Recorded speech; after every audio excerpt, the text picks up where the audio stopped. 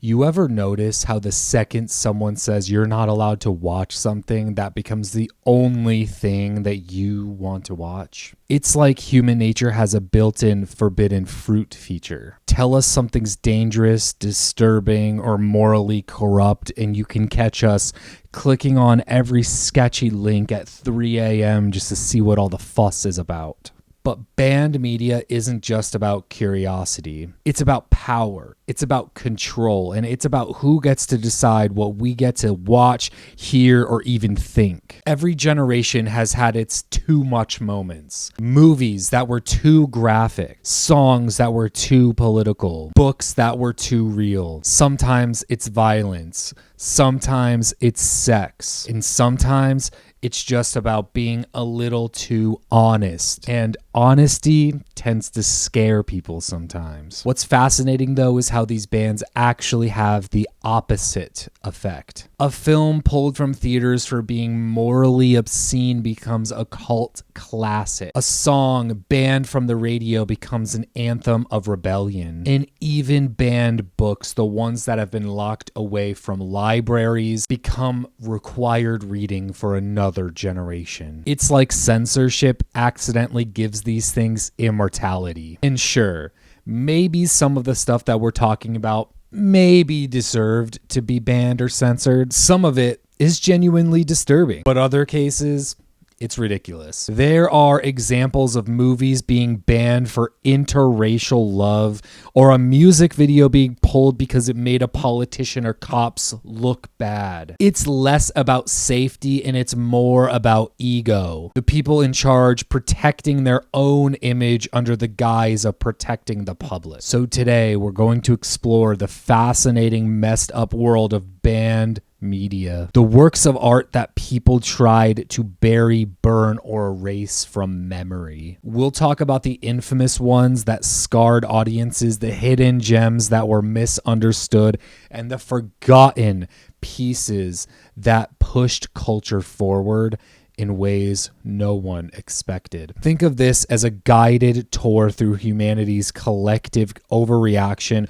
with a flashlight, a bit of dark humor, and a playlist full of songs that probably shouldn't exist. Because here's the truth. Every time someone tries to silence art, it says more about their fears than the art itself. And if history's taught us anything, it's that forbidden always finds a way back.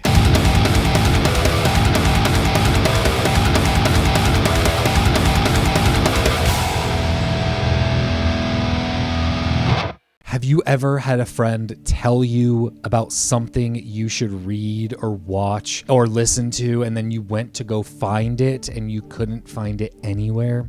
I mean, that's like my favorite pastime. I love trying to find banned media or censored media. It's like a challenge, so consider this challenge accepted. In this video, I figured it might be a challenge to make. I didn't want to do just an iceberg video or a all-encompassing, comprehensive list of banned media in all spaces. I didn't want to do a ranking video or anything like that. This video is more or less a way for me to talk about some hidden gems that you should go seek out and maybe some of my own favorites. So, let's discuss banned media. First and foremost, let's get into banned books and maybe why someone would want to ban a book. We're going to start this one off with a banger. So let's talk about Lolita. Lolita is a book, admittedly, that I have not read, and it's a book that I admittedly am not going to read, mainly for the content inside of it. And if you are unaware, Lolita is a book written by Vladimir Nabokov. The book is presented like a memoir of a person named Humbert,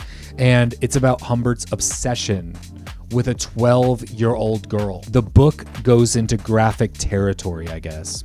Like I said, I have not actually read it. So, I mean, I'm sorry if I butchered that synopsis.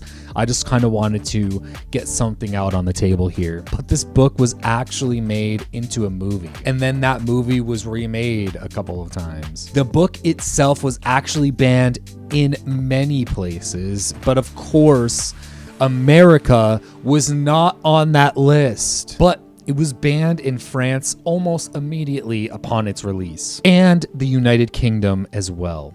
It was also banned in Argentina, Australia, New Zealand, Austria, Belgium, and many others. It was actually subsequently banned in a couple of states in America, but it was not banned federally. But once it was actually banned in a few states, that actually led to the popularity of it. It led to it growing in popularity and more people seeking out this book. Like I said, this book is not something that I'm going to read. It's just not something that I'm into. Like, when I think about a book, like, and it's not, I mean, I guess it is due to the content, but it's not necessarily because it's disturbing. It's because of the fact that I just don't really like care for that kind of story, I guess. You know what I mean? Right. I'm more into dark, seedy books. Like I tend to lean away from that type of stuff. But I guess maybe one day I will check it out. I guess I just don't have any plans to right now. And I'm not going to stop you from reading it. Another book that was banned in a lot of places, and it's actually hilarious to think about this, and I'll get to why that is in a second.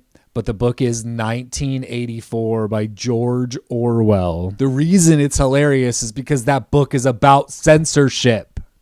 Well, it's about a dystopian future, but a lot of the themes, underlying themes, have to do with censorship directly. And so, of course, this book was banned in Russia because Russia has it has a long history of banning things. A lot of my own videos have been banned in Russia. And the crazy part about that is that they actually let a lot of stuff slide in Russia. So I'm confused as to why they ban certain things like this, censor certain things like this. It was also banned in parts of America as well. It wasn't banned federally, but it was banned at the local level in many places due to its themes, which make no sense again because the themes are to stop fucking censoring books. And when you think about that, when you think about the fact that they were censoring a book because of the fact that the book was talking about censoring books, makes you realize that we live in a dystopian hellhole. Is that what you've demonstrated in 1984 by drawing an accurate portrait of the future? I think that allowing for the book being, after all, a parody, something like 1984 could actually happen. This is the direction the world is going in at the present time. In our world, there will be no emotions except fear, rage, triumph, and self-abasement.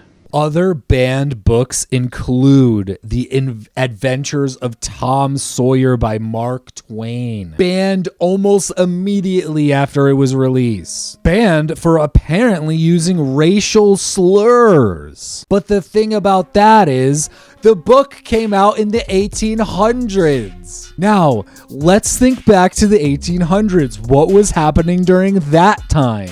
Oh, that's right. People owned other people as slaves. Yeah. So why were they trying to virtue signal and claim that they really cared about a slur in a book? They were acting like they cared about words. Like the words that people were using were more important than the fact that people owned other people. Words are not okay, but literal slaves is fine. That just makes no fucking sense. I mean, it's just bullshit. Fuck. Oh my. Another really popular book that I'm sure you have all heard about, or maybe have even read, or maybe were even forced to read in school, because like I said, certain banned media has become required reading for people, and that is The Outsiders. The Outsiders was written by S.E. Hinton. And it's about adolescence and growing up, and it's about a little gang of kids and school problems and social problems and race issues. And it's crazy because it was banned for violence and underage drinking, which makes no sense. Why do they care about that when the book is literally like a coming of age story and it's trying to like help people like, I don't know. It's a very good book. I don't want to spoil it. So like if you haven't actually read it or even seen the movie, go check that out. Also, S.E. Hinton, as a fun fact, I guess not super fun, but S.E. Hinton is actually a woman, and she actually went by her initials when she released this book. And the reasoning why is because she didn't want a gender bias happening where people weren't going to read the book because she was a woman. I would say worked out pretty well. And maybe the book being banned helped its popularity like all the others. Other books include, but not limited to, and I'm going to read this off of a list I have here, American Psycho, Are You There, God? It's Me, Margaret, Angus Thongs and Full Frontal Snogging, every kind of sexual education book like pretty much ever released, as well as anything to do with LGBT education. And also Bridge to Terabithia. Bridge to Terabithia was banned. What the fuck? Fahrenheit 451. The Goosebumps books were banned for being too scary for kids. Naked Lunch, which maybe you guys should go check that out. At least go check out the movie. The Perks of Being a Wallflower was actually just recently rebanned in a state called Tennessee, okay? Yes, Tennessee. Fucking, why the fuck would they ban that? Who the fuck knows? Probably something to do with LGBT themes or some shit. Knowing that backwards horseshit fucking state. But I believe the official reasoning that they gave was something to do with age-appropriate materials or something along the lines. I have no fucking clue. Another insane thing is that the dictionary wasn't even spared from censorship. The state of Alaska banned dictionaries outright when they decided that there were certain words in the book that they didn't like. Let that sink in. Have you seen the movie Harriet the Spy with Michelle Trachtenberg? Which, by the way, R.I.P., a voice of a generation. Well, that movie is based on a book. And that book was banned. And the book was banned when it was released because, I don't know, authorities thought that kids were going to become spies against America? Make this shit make any sense, bro. Make it make any sense.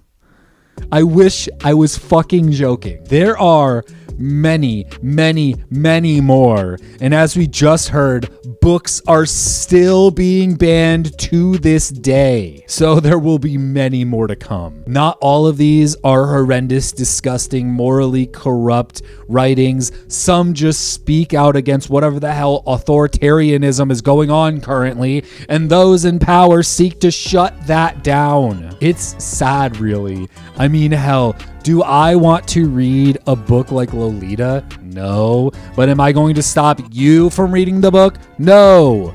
Nobody should. And let's face it, this isn't about protecting anyone. It's about control and what you are deemed allowed to read. And that's dumb and that's fucked up. And we need to push back against all of that. And we need to continue to read whatever the hell we want and write whatever the hell we want. You hear that, authors? Get writing. An insane thing to think about is the fact that some music has been banned over the years. Some for really stupid reasons. Some really popular bands and musicians. Some of your favorites. Cannibal Corpse comes to mind. The band has faced bans across the world, mostly for their imagery and sometimes for their lyrics. But let's be real, there are tons of bands who put out even worse stuff than that. So it's crazy to me that they got caught up in this. But Cannibal Corpse has been shut down in many countries, and it seems like, as always, it made them even more popular. Another band that comes to mind is Bloodhound Gang. They are a band that kind of makes like joke music, but a lot of it actually works and it's catchy. And something cool is that they gained prominence on TV. They actually were featured on Viva La Bam because they were friends with Bam Margera. and they were in Jackass and all that stuff, like CKY. And yeah, this is just like what we love, you know? I mean, like, hell yeah, like Beer Man, Jimmy Pop, Mark the Bagger, you know, like from Where the Fuck is Santa? Yeah, get on that train, by the way. Chip Burns, Jimmy Pop, Mark the Bagger, Beer Man. Hey guys. Yo, what's up? What are you guys doing?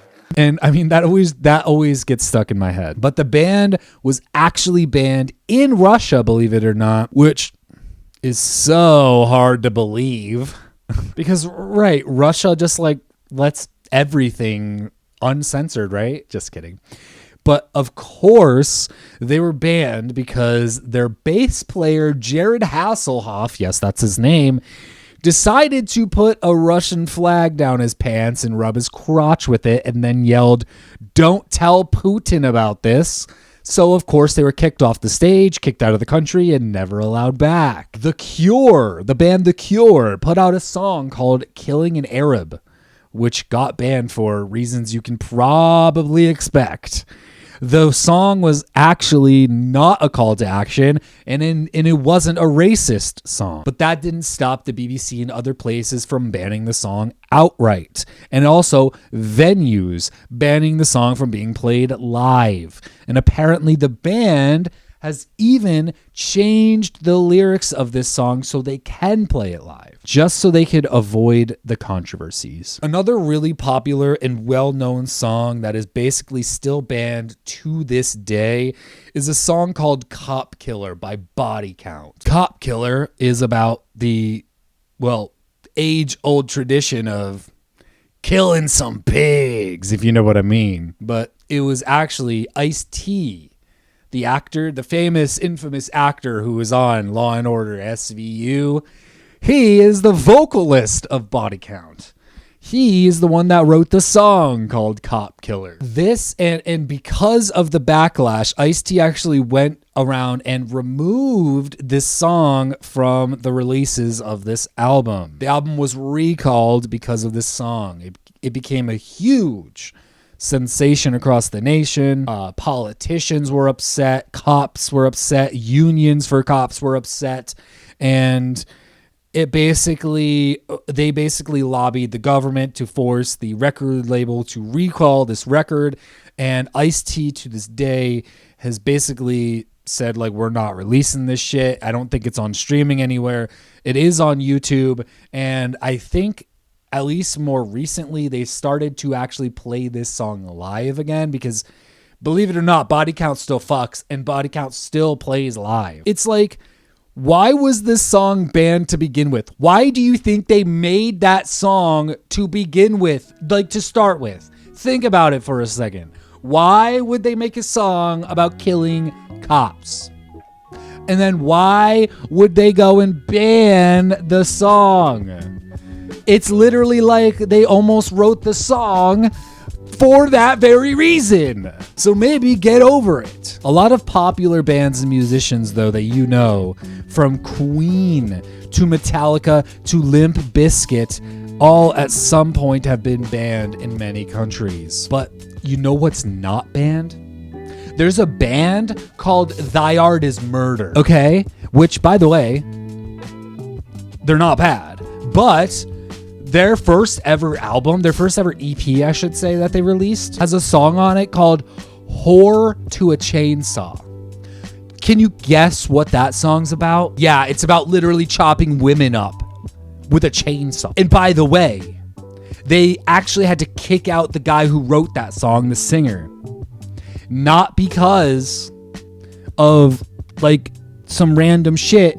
They kicked him out because he's an incel fucking loser. He literally hates women. It wasn't a joke. That song, by the way, not banned. So I'm just saying, they literally made a whole song which was a call to action to literally chop women up with chainsaws, and they're still up. And not only is that song still up, like, on streaming services, they re-released it recently. I'm just saying, bro. They re-released that. They re-released it, remastered, remixed, re-released. So that just goes to show you that maybe this isn't just about protecting anyone. And by the way, I'm not actually calling for that song to like be banned or anything. I'm just trying to call out the hypocrisy here. It's like, oh, here's a song about chopping women up with a chainsaw. That's fine. Oh, well, here's a song about killing cops because of literal authoritarianism. Oh, well, we're going to ban that. Make it make sense. By the way, this kind of stuff is still happening to this day. There's a group called Kneecap. Have you ever heard of them? Maybe, because they have been making headlines recently. And why have they been making headlines? Because they spoke out about the genocide. The Israeli genocide against Palestinians, yeah, they spoke out about it. And they didn't just speak out about it, they had the nerve to call it a genocide. And so countries outright banned them from entering the country. Banned.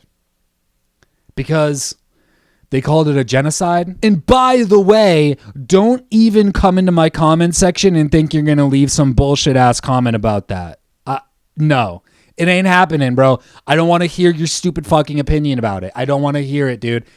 First of all, it's a genocide. It still is. Still going on. Israel needs to be shut the fuck down. Okay? We don't need it, and I don't give a fuck. And by the way, I'm literally making a video about banned media right now, just so you know. So do not come into my comment section and think you're going to say something and not get fucking cooked alive in the comments, because I'm going to be mean to you, okay?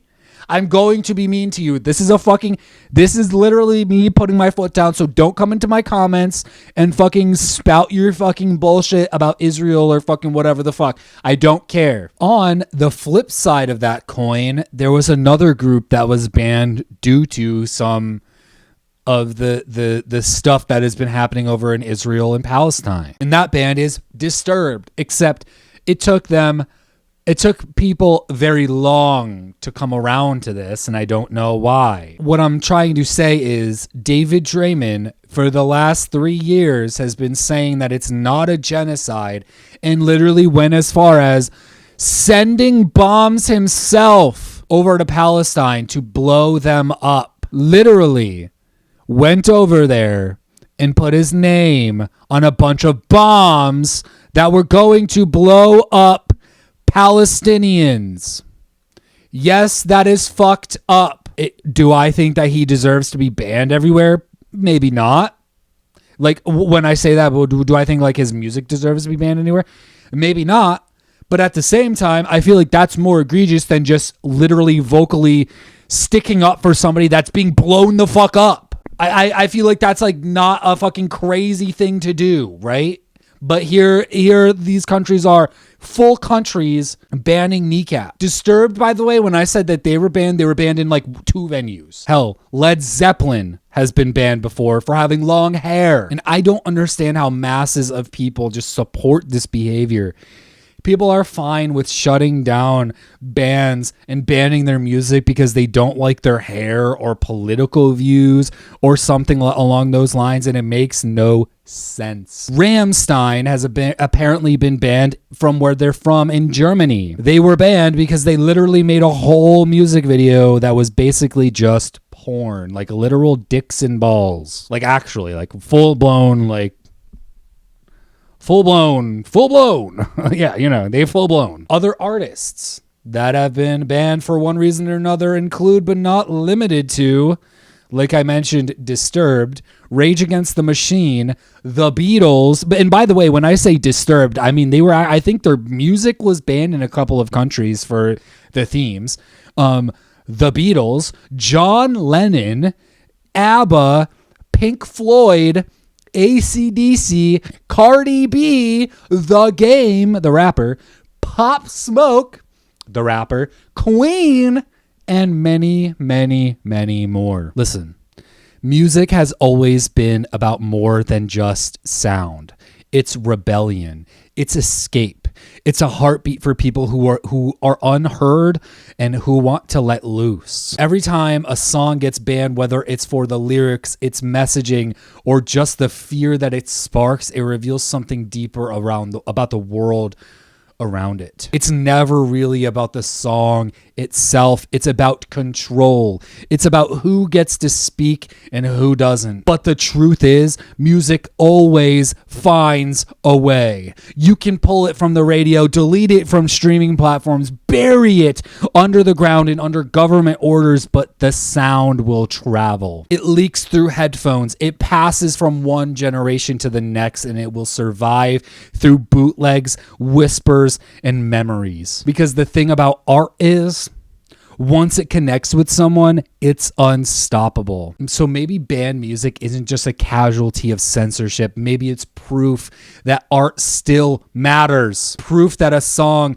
can shake the system and can still make people feel something. And maybe that's why we need to keep listening. To remember that even when they try to silence us, the music will never die. Moving on to our last topic of discussion in this video, which will be about banned movies. Now, of course, there's tons of reasons why a movie would be banned. Some of the reasons can be legitimate. Some others, not so much. This segment might be heavy on horror movies, but I am going to try to include other genres. And also, again, this is not an all-encompassing list. So maybe I will make a typical list video in the future or something along those lines, so stick around. But today, like I said, this is not going to be a typical list video or an all-encompassing thing for every banned movie that's ever existed. But we are going to talk about some movies and why they were banned. Now, without further ado, let's get into banned movies. Solo. Enough said. Enough said. Just kidding. Okay. Solo is a 1975 film that has been banned and censored in a bunch of different countries, ever since it was released, still to this day. Some consider it one of the most depraved movies that has ever existed. In all honesty, what's it even about? What the fuck is this movie about? How do you even describe the plot of this thing? Maybe I'll just let you guys go in blind if you haven't actually seen it yet, but I will tell you that it's banned for graphic depictions of rape and torture, and some people think it should be classified as fully pornographic because of how much graphic nudity and sex is in this movie. The film was first shown in an uncut and uncensored format at a theater that was actually raided by police. I also think it's funny when you go to the Wikipedia article for this movie and you scroll down to where the censorship section is, and then you go down to the release section, and then you see all these directors who have named this movie as one of their main inspirations, and it's all of these directors that have also made fucking crazy, disturbing movies. Some of this shit is some of the most depraved shit you can watch. Michael Haneke is, for one of them, is the director of Funny Games and The Piano Teacher. And then, of course, Gaspar Noé, who literally directed Irreversible. And then we have Catherine Breillat, who has directed some wild shit over the years, which I definitely am going to be putting on your radar if you want to watch some fucked up shit. Stuff that is truly fucking messed up. And it's safe to say, if these directors are saying that it's one of their favorites, maybe it's worth checking out. There's a movie that isn't technically a horror movie, but it kind of falls under that category because of how screwed up it is. I actually made a short on my YouTube channel here that showed a little clip of this movie. And that movie is called Happiness. Happiness is directed by Todd Solondz. And now, like I said, the movie is not technically a horror movie, and it's not technically banned. It was never technically fully banned, I guess. I'm going to say banned, but I will say censored. And the reason why I'm saying censored and not fully banned necessarily is because, I guess it was technically banned because after it was released and Todd Solondz showed it to Universal Pictures, who is the distributor and producer of this movie, they decided that they were refusing to ever release this movie. They were like, we're never fucking showing this. You better destroy this fucking shit. We're never fucking, no one is gonna see this shit because it's fucked up. And I mean, yeah, they were horrified. They were just horrified when they saw this. Todd Solondz actually talked about this in an interview. The movie is actually about a dad who is a pedophile, and it's about it's like comedic and like kind of sympathetic towards the dad. And the distributor was like so disgusted by this that they didn't want this movie to be seen by anybody. But of course it was eventually released, and of course we do have a copy of it, and it is actually pretty funny. It's like a dark comedy. It's like a black comedy, if you know what I mean. Like stuff that, like, when you talk about black, okay, here's the thing. When someone says dark comedy, that's like one thing. When someone says black comedy, that is like taking it in a whole other direction, and it's usually like they're talking or showing something very disturbing, and it's like just fucked up. I mean, there's another movie called Very Bad Things, and I don't think this movie was ever banned or anything, but it is notorious, and it's kind of like a cult classic. It's actually directed by Peter Berg, I believe, who did The Lone Survivor. Anyway, that movie is also a black comedy, and it's about like these guys who go on this, like, I think Christian Slater's in it, and they go on this like bachelor trip where they have like a prostitute come in, and they're like fucking the prostitute, and then they kill the prostitute while they're fucking her, and then they have to like hide the body or something, and it's just like, that's fucked up. Like, that's disturbing, man. Like, that's like that's fucking nuts. And it's just like supposed to be funny. It's like a comedy. It's a dark black comedy. So like maybe you don't find it funny. Like, I showed that movie to Ashley and she was like, I don't know about this, but she fucking thinks Happiness is hilarious. So I guess it's just like whether you like think it's going to be funny or not. I Spit on Your Grave was another movie that was banned for obvious reasons. Cannibal Holocaust was banned in a lot of countries as well, and the director was even brought in front of a court of law because they thought that he actually did a bunch of killing in his movie. They thought he actually killed people, and he had to prove that they were alive just because of how real the movie looked. Pink Flamingos, Borat, and The Interview were all movies that were banned that aren't actually horror movies. They're actually comedies. A Clockwork Orange is a movie that ended up being censored and banned in many countries due to sexual assault depictions and graphic violence.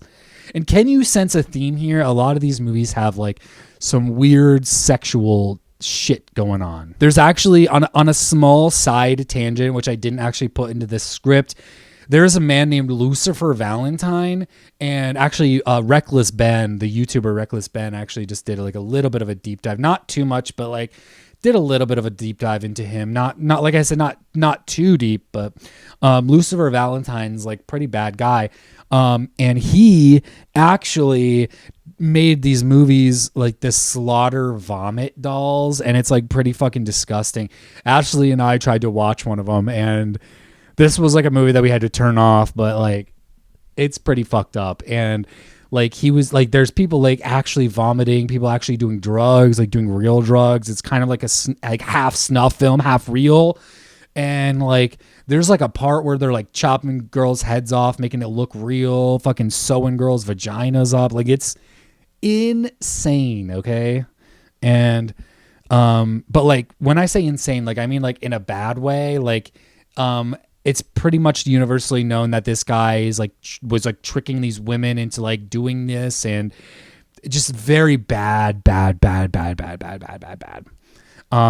I don't know if that kind of stuff was banned, but maybe it should be. Like that would be like a case where I'd be like, well, like maybe like I listen, I don't even know if like the movie should be banned. Like maybe this guy himself should be like fucking like arrested or like banned or some shit. Like, because like, listen, I understand that some media is just like hard to watch and like it's like pretty fucked up, but like he was like doing like illegal things like coercing and like grooming women. Like that's what I mean. Like he was like doing things that like should be fully illegal, you know?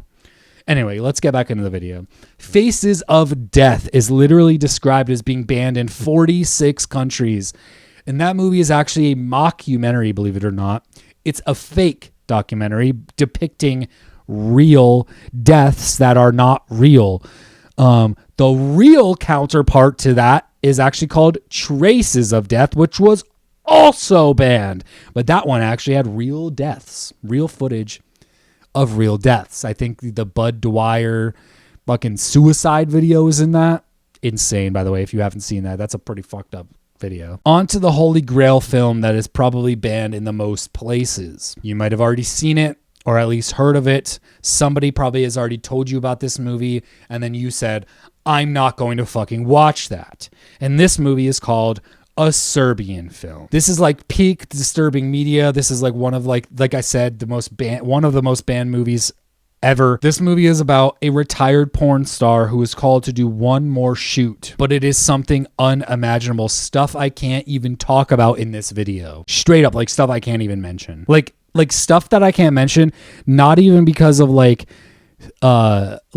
reasons of like demonetization, because I don't feel like this video is going to be monetized anyway, but what I'm worried about is having it blocked for like even mentioning what happened in this movie, because I don't want like to be flagged. It's some of the most depraved shit you will ever see in a movie. I think if you're sensitive to things, maybe you should skip it.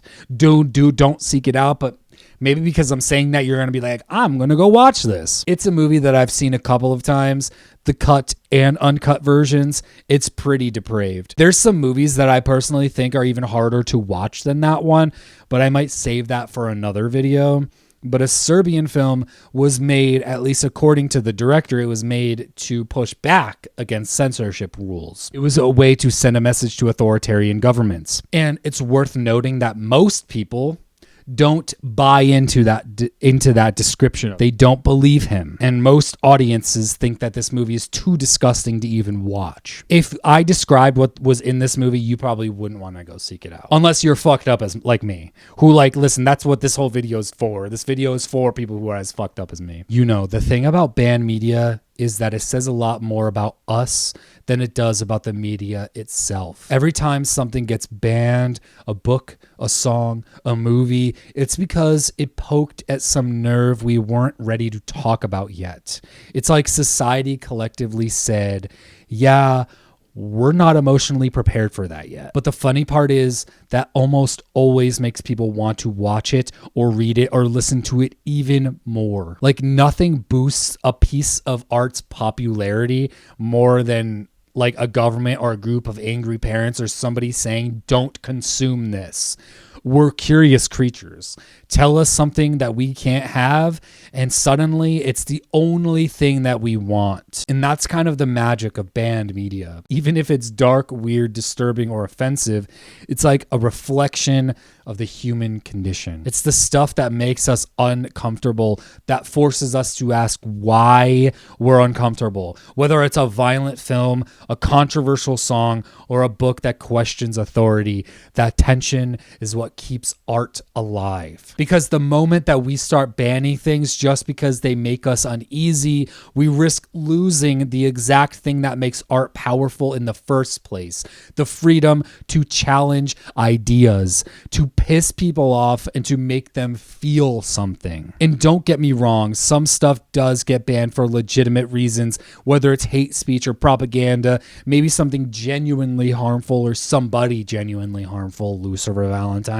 That's a different story. But when we start censoring creativity just to protect people from being offended, that's when art turns into wallpaper. So maybe the takeaway here is this: banned media isn't just about rebellion. It's about reflection. It's about asking who gets to decide what's too far and what that says about the culture that we're living in.